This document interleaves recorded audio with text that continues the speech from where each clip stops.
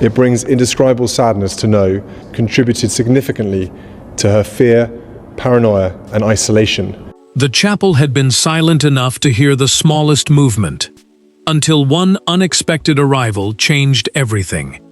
Prince William was already seated when Meghan entered the Windsor service and moved toward the very pew reserved beside him.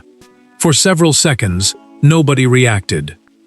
Then William looked across, rose without speaking, stepped into the aisle, and walked straight out of the chapel. What followed turned an uncomfortable reunion into an unmistakable royal rupture.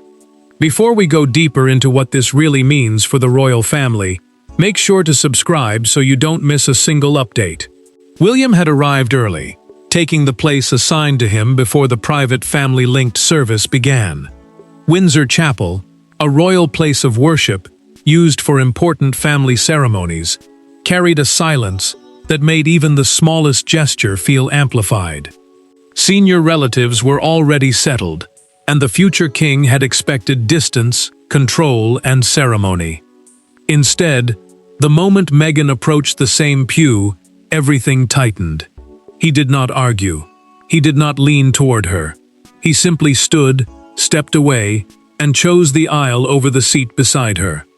Meghan felt the meaning before anyone spoke it aloud. Her movement slowed for a fraction of a second as she realized he was not leaving at random. He was leaving as she arrived.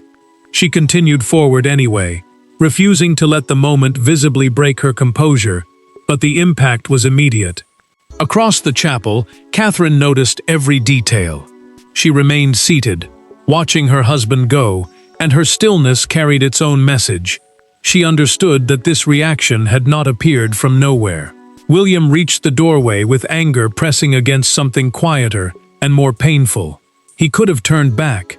He could have forced a polite smile and endured the service beside someone tied to years of unresolved family tension. Instead, he kept moving.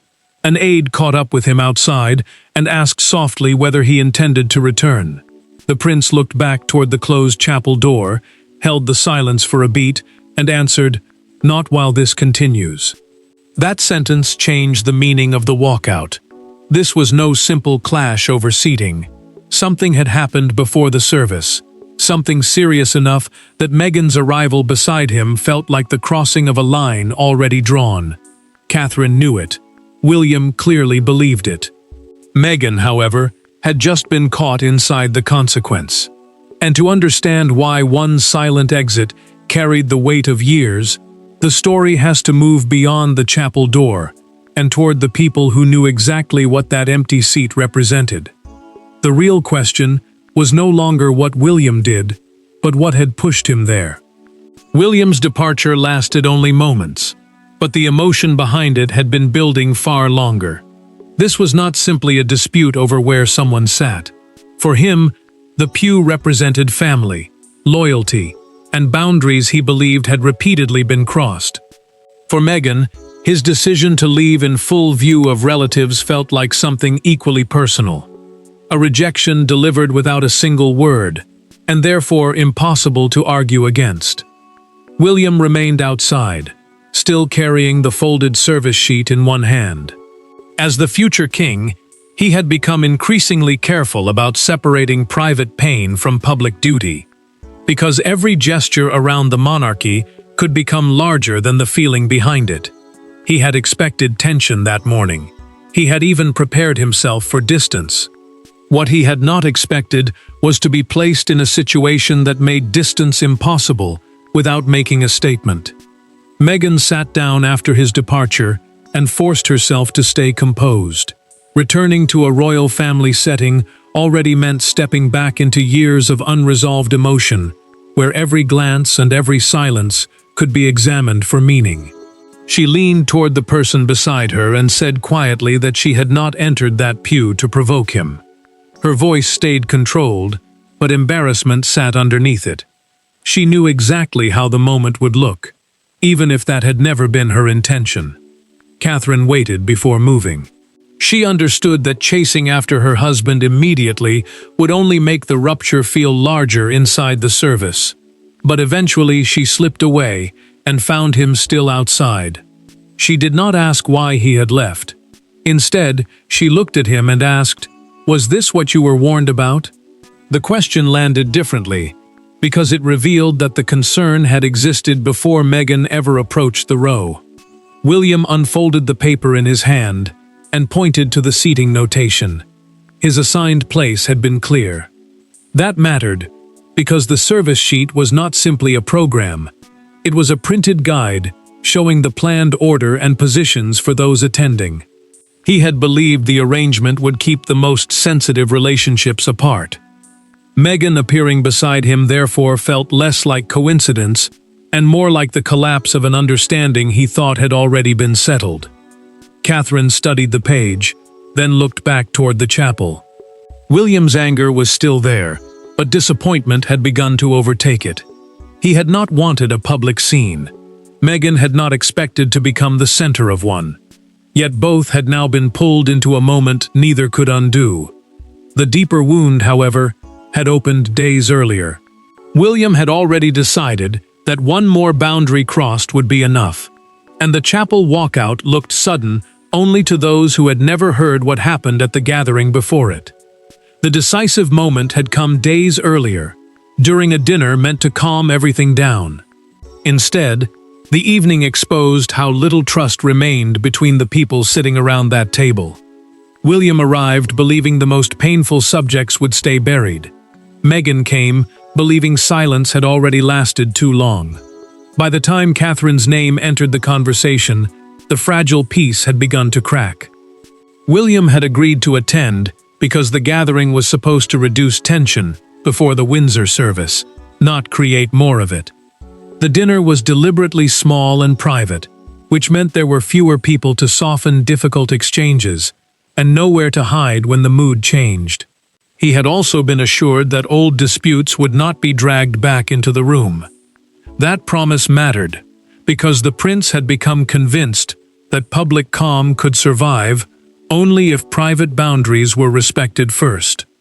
Meghan held back at the beginning, but eventually the restraint gave way. She asked why reconciliation seemed to require her to accept responsibility, while others were allowed to remain silent. William's expression changed almost immediately. He did not raise his voice, yet the warmth disappeared from his answers.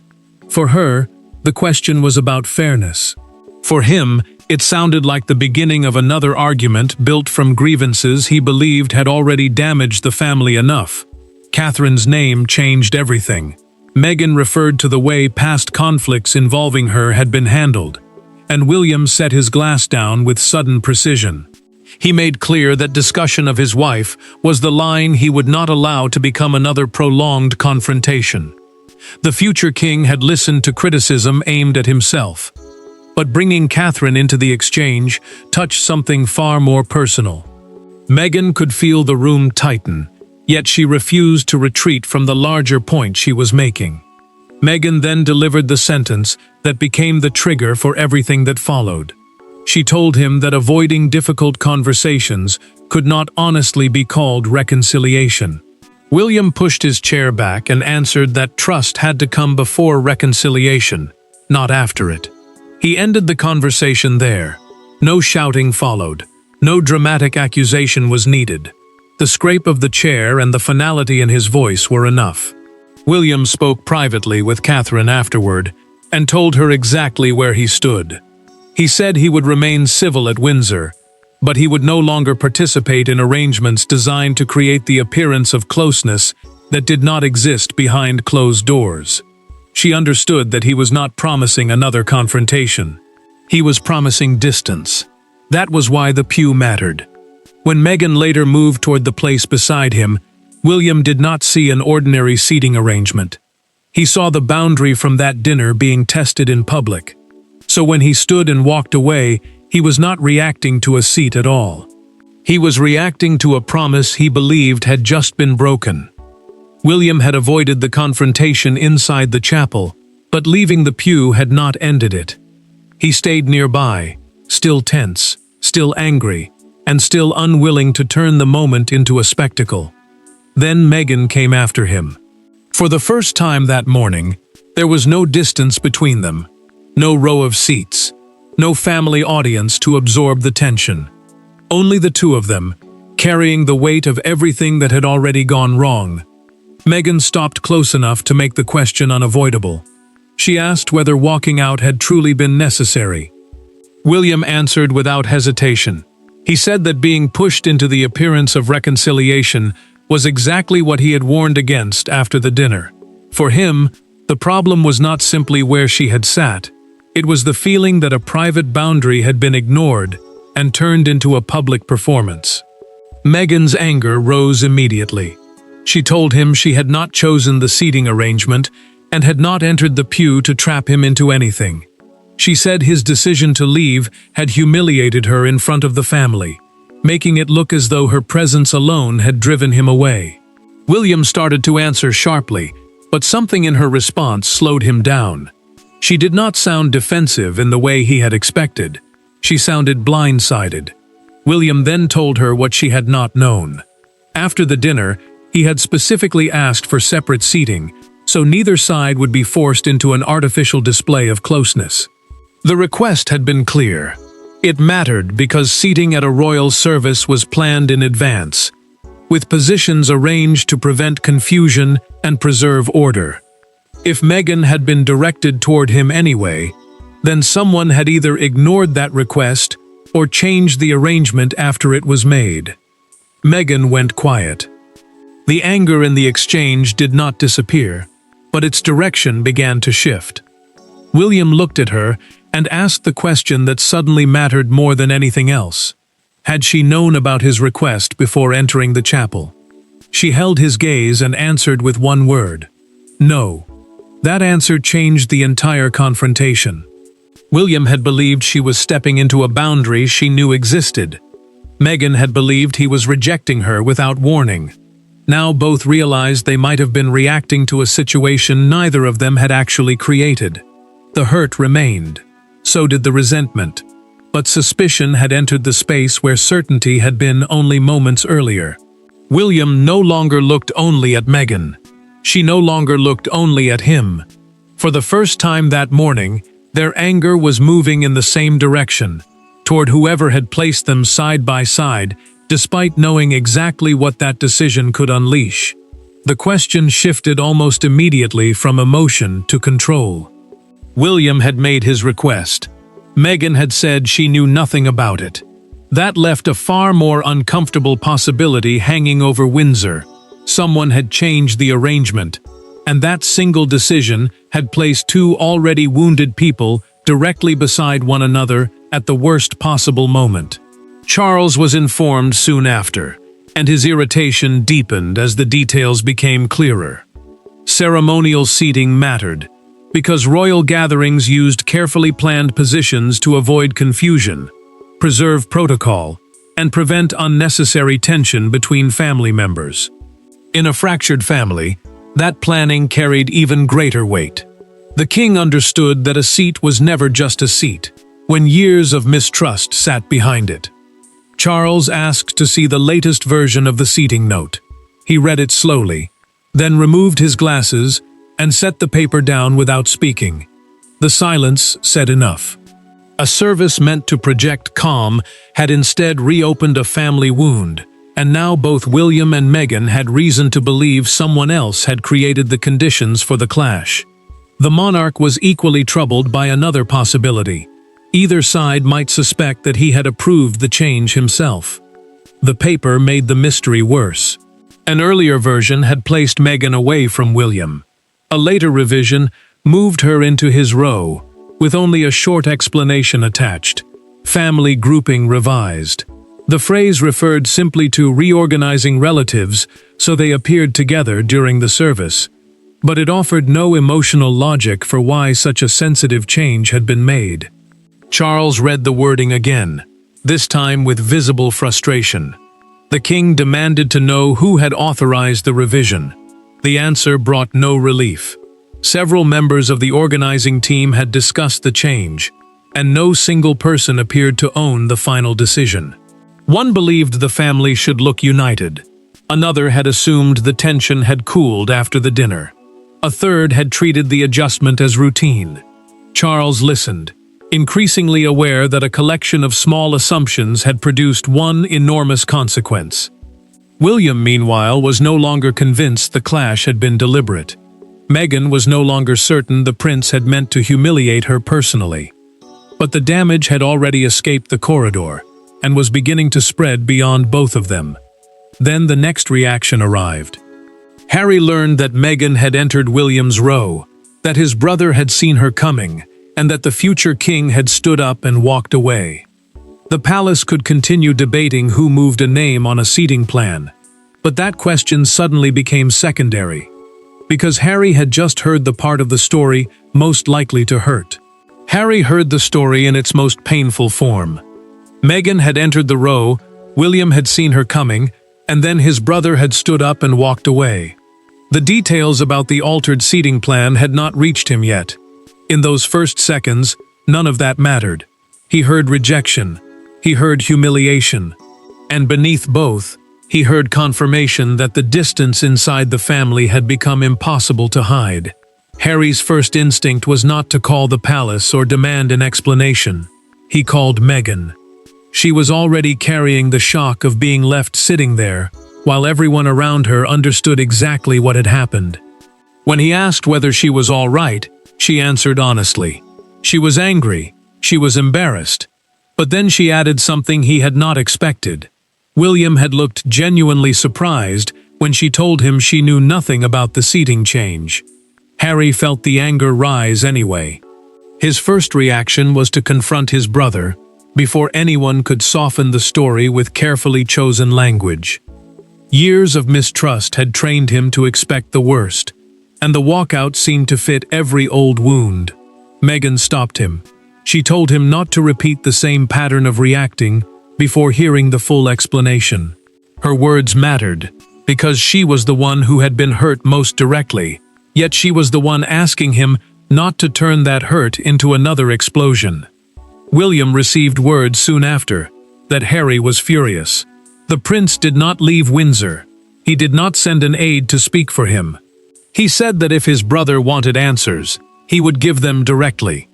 That choice carried weight, because the brothers had spent too long communicating through distance, public statements, and people standing between them. This time, he refused to let another layer form around the truth. Catherine watched William read the message that finally came through. He lowered the phone and sat with it for a moment, before she asked what he intended to do. The future king looked at her and answered, "This time, I speak to him, not about him." She understood immediately that he was choosing the harder path. The tension shifted again. Meghan had asked Harry to listen before reacting. William had chosen to stay rather than retreat. Neither decision erased the chapel moment, but together they opened a door that had been closed for years. What began with William walking away from one confrontation was now pushing him toward another. This time, there would be no pew, no family audience, and no one else to carry the words for them. The brothers would have to face each other alone. There was no audience this time, no carefully arranged seating, and no official language to hide behind.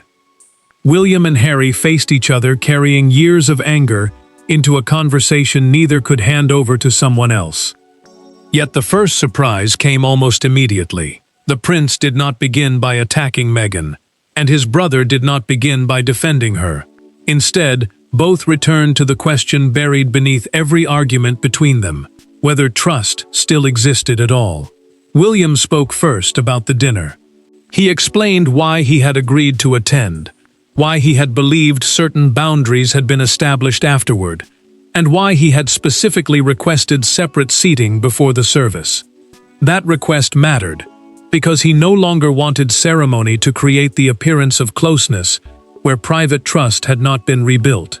When Meghan approached the pew, he genuinely believed that boundary was being pushed aside in public. Harry listened, but the explanation did not erase what had happened. He told his brother that whatever the intent, Meghan had been the one left sitting there, while everyone watched him walk away.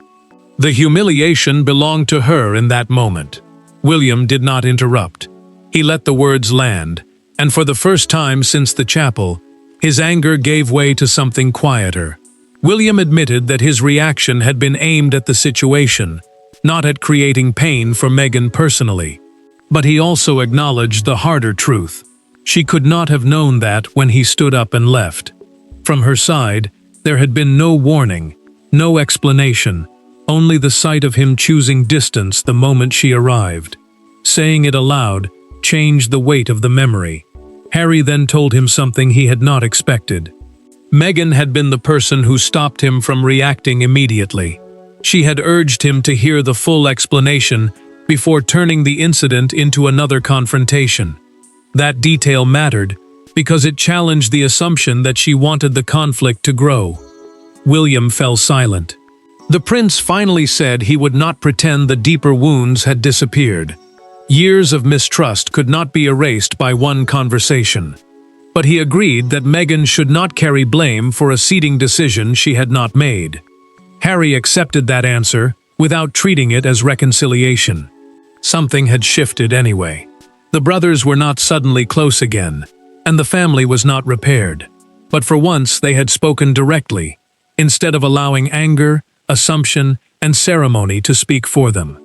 Inside Windsor, the temperature had begun to fall.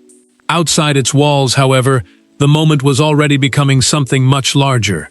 The world had seen William walk out, and now everyone wanted to decide what that silence meant.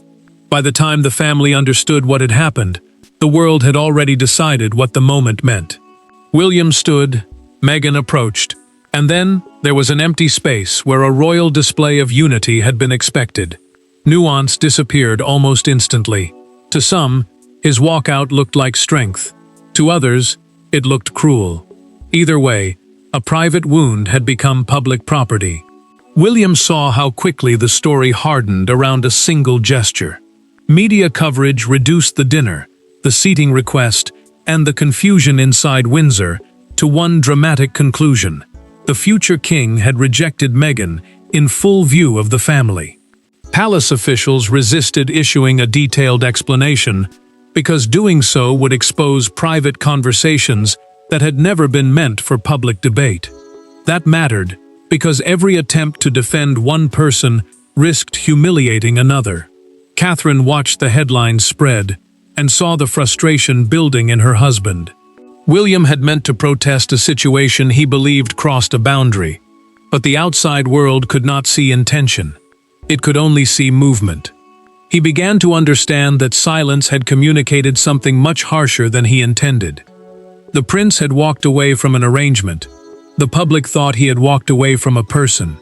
Meghan faced the opposite trap. William now understood that she had not engineered the seating, yet the public image left her exposed in two painful ways. Some saw her as rejected. Others treated her arrival beside him as deliberate provocation. Neither version matched what had actually unfolded. She had entered the row without knowing about his request. But by then, truth was moving more slowly than the story. Outside Windsor Castle, the reaction became impossible to ignore. Crowds gathered behind the barriers, as newspapers appeared with the same blunt message splashed across their front pages. William walks. A broadcaster replayed the brief chapel moment again and again, freezing the instant he left as Meghan approached. Each repetition stripped away more context and added more meaning. William and Meghan eventually made the same quiet choice. Neither side would release competing statements or turn the dispute into another public battle.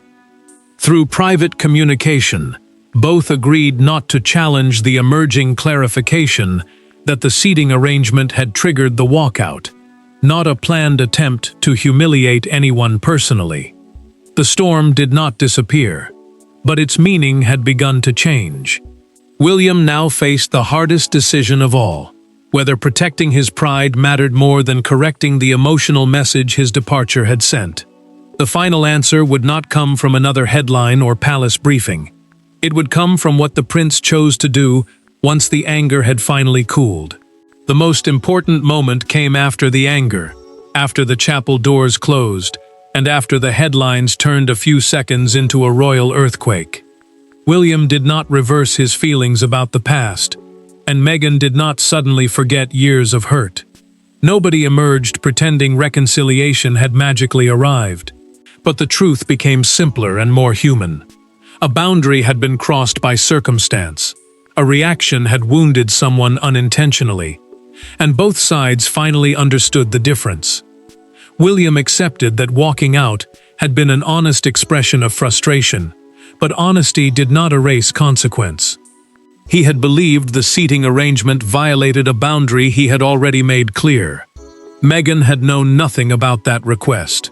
That mattered because the prince now understood something he could not ignore. From her position, his exit had looked personal, immediate, and public. Meghan reached her own conclusion.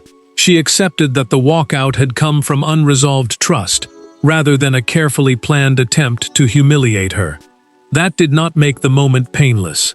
She had still been left in the middle of a family conflict she had not created that morning. But understanding intention changed the shape of the hurt, even if it did not erase it. William sent her a direct private message. He acknowledged that she should never have been placed inside a decision she did not make, and that the seating confusion had turned private tension into public embarrassment. It was not an apology for every grievance between them. It was narrower than that, and perhaps more meaningful because of it. He recognized this one moment clearly. Meghan replied without reopening the past. She told him she now understood why he reacted, while making equally clear that being left there in front of the family had hurt. Her response did not demand instant reconciliation. It did not pretend trust had returned. It simply placed the truth where anger had been. William returned briefly to the chapel later. He paused beside the same pew, sat for several quiet moments, and allowed the weight of the day to settle. The future king had spent years learning that ceremony could hide tension, but it could never heal it. When he finally stood again, he left differently than before, without anger driving every step.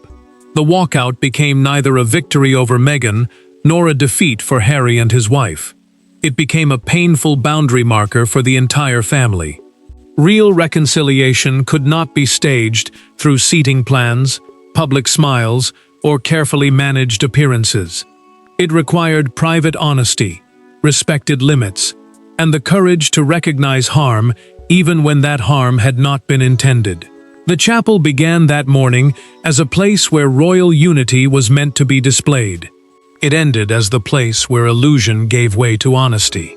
For William, Meghan, Harry, and the family around them, that uncomfortable truth became the clearest thing the silence had said. Thanks for watching. Please don't forget to like and subscribe, and we will see you in next one.